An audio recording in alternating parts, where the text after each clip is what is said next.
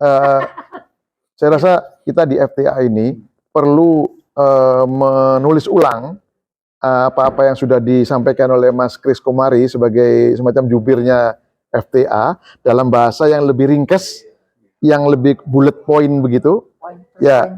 Pointers, tapi yang dalam bahasa sederhana yang jelas, yang mudah dipahami, yang bisa menggugah bukan cuman masyarakat yang menginginkan itu tercapai, tapi juga para pemangku kepentingan di Republik ini.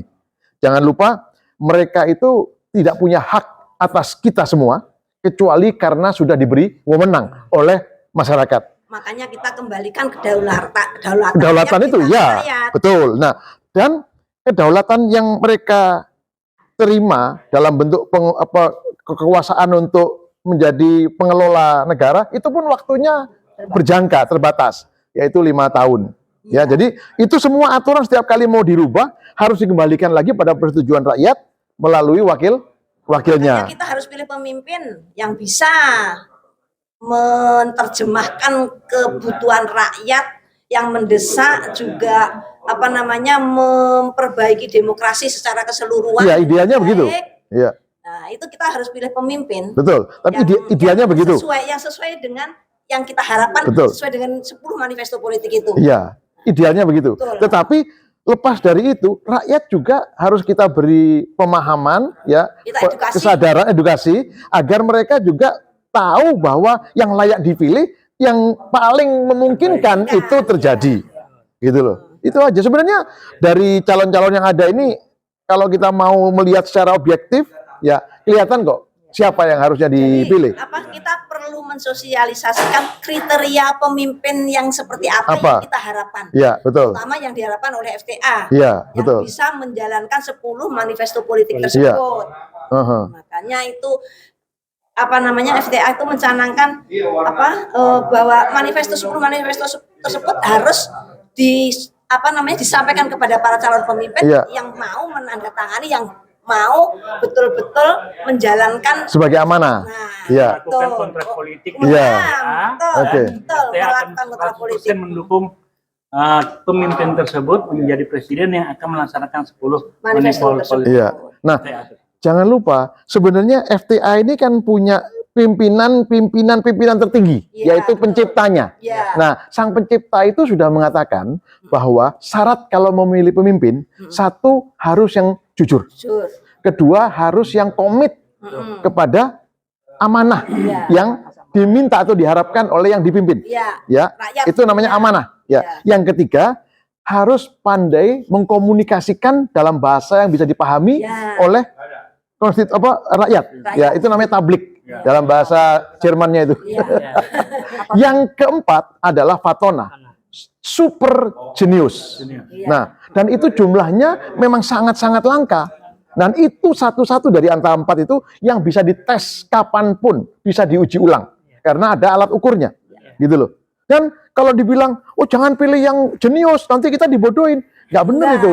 Nggak benar. Karena yang dipilih bukan cuma jenius saja. Jenius yang juga tablik dan amanah serta sidik, gitu loh. Ya, jenius itu yang Fatona itu jenius. Oke, jadi itu. Nah, itu syarat utama, tidak termasuk pendidikan. 4. Nah, lalu ada syarat 4 berikutnya. Apa? Keterdidikan, ya. Lalu rekam jejak. Yang ketiga jejaring. Yang keempat vision atau visi misi. Ya, itu 4 berikutnya. Nah, jadi kita sadari sekarang pendidikan pun itu setelah yang pertama tadi, gitu loh. Kalau yang pertama ini dapat lebih dari 1, 4 semua, ya dapat 4, didapat pemimpin yang memenuhi kriteria pertama 4 itu lebih dari 1, barulah kita saring lagi dengan 4 berikutnya tadi, yaitu keterdidikan, lalu rekam jejak, lalu berikutnya jejaring, lalu visi atau misi. Nah, lalu ada lagi 4 berikutnya, dan justru aneh yang sering kali dijadikan pedoman di negara kita yang 4 terakhir. Apa itu? Popularitas, ya, akseptabilitas, ya, elektabilitas, dan yang paling penting ternyata yang paling dipentingkan apa? Isitas. Nah, ini yang nggak jelas juntrungannya. Mestinya ini yang terakhir kali. Kenapa saya bilang? Kenapa terakhir? Karena 4 terakhir ini semua bisa dibantu oleh orang lain. Misalnya nih, Bu Iskun, misalnya nih ya, berarti nggak populer. Kalau saya menghendaki teman-teman saya bisa populerkan. Ibu nggak punya duit, saya bisa urunan, gitu loh. Ibu kurang apa, kita bisa bantu, gitu loh. Semuanya itu bisa dibond kalau syarat-syarat yang 4 pertama dan 4 kedua terpenuhi, gitu loh. Itu paling nggak dibutuhkan. Contoh, Obama itu sebelum dipilih itu mau beli tanah samping rumahnya cuma 150.000 US, 1,8 juta, ngutang, nyicil. Ya, bisa diusulkan jadi calon presiden Amerika loh, superpower, bisa. Kalau di sini, bukan jangankan Jokowi, di sini mau jadi calon bupati saja, Bapak nggak punya 25 M, nggak ada perahu yang mau ngajak Bapak, nggak ada, udah nggak jelas, gitu loh. Nah ini yang FTA harus berikan pemahaman dan penyadaran, bukan cuma kepada rakyat, agar rakyat menuntut para pihak yang mengelola kedaulatannya itu agar memperhatikan poin-poin yang menjadi tujuan dari diberikannya amanat itu. Saya rasa itu dari saya, mungkin bisa ditambahkan oleh Pak Rusdi. Kenapa Forum Tanah Air membuat jaringan sebanyak-banyaknya itu maksudnya juga untuk mengedukasi sampai di bawah. Betul. Sampai di tingkat kabupaten, kabupaten katakan. Jadi anggota FTA itu semacam agent gitu. Iya. Agent of change. Nah, betul. Itu jadi nantinya di tingkat kabupaten itu walaupun hanya anggotanya kita nggak perlu banyak anggota, nggak perlu. Yang penting mereka itu mampu mengedukasi masyarakat, menularkan kepada tetangga. Ya gitu, tular terus. Jadi 1 ke 5, 5 ke 5, 5 ke 5, jadi walaupun gitu kan? Kabupaten anggotanya cuma 8 orang, 10 orang, nggak masalah, itu udah cukup. Jadi kita nggak menuntut kuantitas, tapi kualitas. Tapi dampak dari ininya tabliknya atau misinya ini harus terus kayak air terus mengalir. Makanya kita bisa saat ini kita galakkan untuk membuat jaringan sebanyak-banyaknya itu karena supaya informasi itu bisa sampai ke bawah. Betul. Jadi yang kita tuju memang yang paling bawah. Betul, iya. Kalau yang di atas kan informasi udah banyak. Iya, dan lagi jumlahnya kan sedikit. Ya. Suara dalam penetapan pemberian kewenangan tadi itu kan dari demokrasi yang paling banyak orang ini. Gitu loh. Dan bahasa-bahasa sederhana itu perlu ya, misalnya kita pengen kenapa PT itu 20%. Kita tolak harus 0%. Nyampe di masyarakat tuh nggak bisa cuma PT harus 20%. Apa maksudnya? Nggak ngerti. Harus paham kita dengan bahasa yang sederhana bahwa kalau PT di 20% nanti nggak bisa kita milih presiden seperti yang kita mau, maka didukung partai. Bahasa seperti itu tuh yang harus dijelaskan kepada masyarakat bawah. Betul. Tapi bicara mengenai PT 20% kayaknya sudah kelewat ya masa itu ya. Contohnya betul. Jadi yang lebih penting sekarang adalah bagaimana masyarakat kita berikan pemahaman agar menuntut KPU, Bawaslu, DKPP, MK itu kepengurusannya dirombak agar bisa menjamin independensi. Gitu loh. Itu nggak ada, itu tidak bisa ditawar. Pemerintah alasan itu DPR nggak bisa karena kita nggak akan turun ke lapangan mau lomba bulu tangkis atau olahraga apapun kalau kita sudah tahu ini jurinya curang, hakim garisnya dari sono, semuanya dari sono. Gitu loh. Itu kan salah satu manifesto dalam FTA itu. Nah, itu ya. Ya kalau gitu nggak usah lah tadi. You mau ambil pialanya bawa pulang aja loh. Kan gitu. Nggak usah. Iya, ngapain? Habisin duit pemilu. Iya. PLT kepala daerah itu 200 orang lebih loh. Iya. Terus udah gitu polisi sampai RW. Nah, ini juga nggak bisa dibiarkan kayak gitu kan. Suara untuk menuntut itu tidak terjadi itu harus lebih kuat lagi. Sebetulnya yang mendesak juga kemandirian Polri. Harus terbebas dari kekuasaan supaya dia tidak dipergunakan untuk untuk kepentingan kekuasaan. Itu juga mendesak sebetulnya. Kemudian yang KPU juga sangat mendesak karena sudah mau ada ini. Gitu. Terus kemudian HPAW itu juga sangat mendesak karena bagaimanapun juga kedaulatan harus secepatnya. Kebesaran hati para pemimpin partai, para ketum partai, atau penentu akhir di masing-masing partai untuk tidak menggunakan atau bahkan menolak menggunakan haknya itu ditunggu oleh rakyat. Karena sekarang sebelum dirubah harus ada kita harus mendahulukan memilih partai yang penentunya untuk bisa melaksanakan PAW itu menyatakan kami menolak atau kami tidak akan menggunakan hak kami di bidang itu. Itu yang kita akan pilih, partai yang seperti itu. Itu rakyat harus diberi pemahaman bahwa partai yang benar yang begitu. Gitu loh. Masalahnya kan sekarang udah susah. Masalahnya kan juga terikat dengan undang-undang. Ya kalau nggak susah nggak usah diurusin sama FTA. Iya. Kayak gini kan, harusnya kan partai itu kan menjadi wadah canda di muka Iya. untuk melahirkan kader-kadernya Iya. untuk menjadi calon pemimpin baru. Iya. Masalahnya sekarang fungsi partai itu udah berubah. Ya, Jadi karena kayak sudah nggak, loket. sekarang bukan Loket Chandra di muka, Chandra di belakang ini sudah. Karena undang-undang kepartaian itu, Jadi udah makanya tinggal mau jadi apa bupati, store berapa? Iya. Jadi apa, caleg di mana, store berapa? Hmm. Jadi Situasinya udah, ada Iya. apa ya? memang udah Isi- undang-undang partai itu intensitas yang dibawa ada itu Loh, perubahan. dan lagi saya nggak habis pikir logika bangsa ini di mana.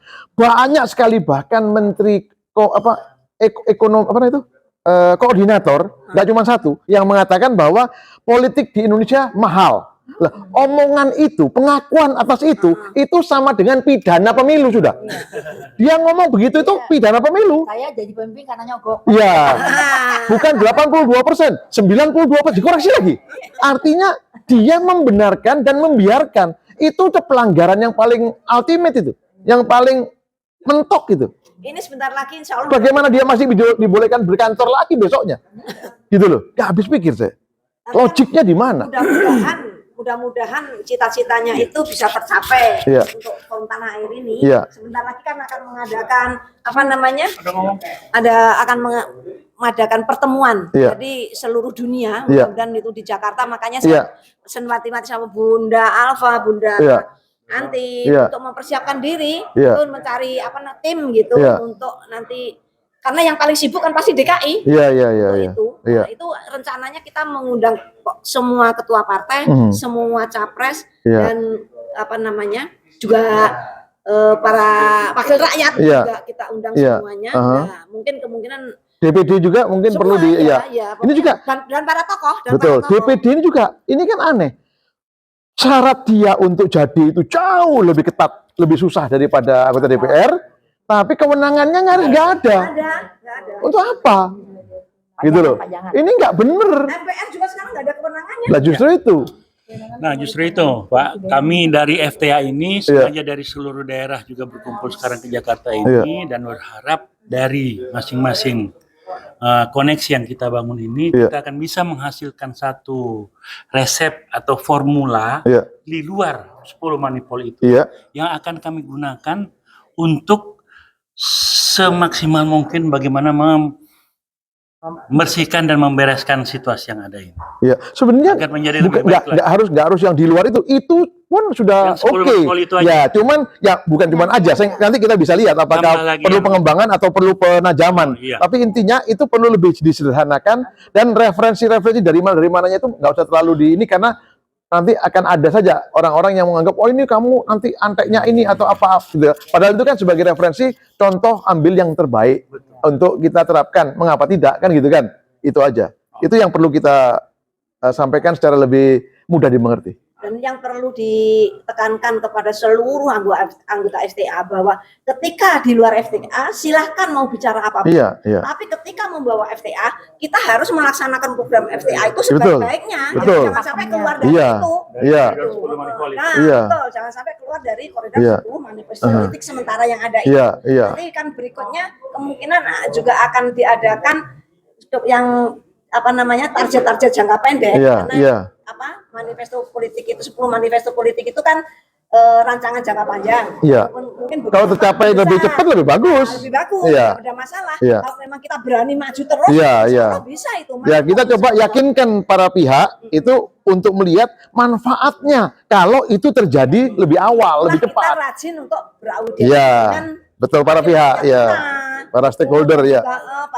Para tokoh Betul. tokoh nasional kita Oke. untuk mensosialisasikan itu untuk mendorong supaya 10 manifesto politik itu bisa terwujud. Ya, amin. Insya Allah bisa. Dan yang sudah pernah diskusi dengan FTA maupun yang sudah kita temuin pada dasarnya semua setuju gitu. Iya, iya, iya. Isi Moneypool itu ya, kalau Iya.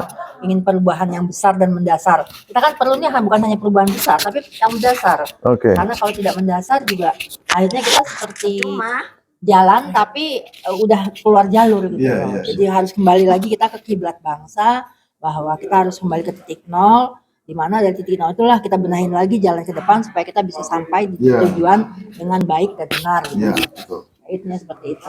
Ya. Saya kira sudah cukup Cukup. dari Bapak. karena sudah ditunggu di ruangannya pinjem tapi tidak izin.